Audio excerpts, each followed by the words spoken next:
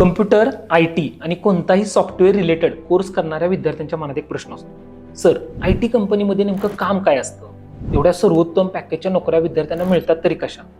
आणि जर ह्या मिळत असतील तर आम्ही काय करायला हवं की जेणेकरून आम्हाला देखील अशा प्रकारच्या सर्वोत्तम पगाराच्या नोकऱ्या मिळतील?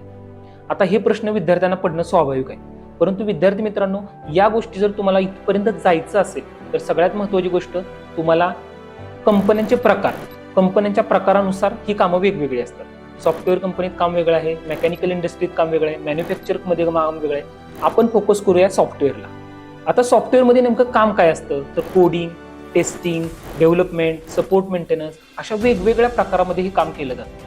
मग आता हे जर काम आणि ह्या अशा प्रकारच्या सेक्टरमध्ये आपला प्रवास करायचा असेल तर विद्यार्थी मित्रांनो, सर्वात महत्त्वाची गोष्ट प्रोग्रॅमिंगचं प्रॅक्टिस.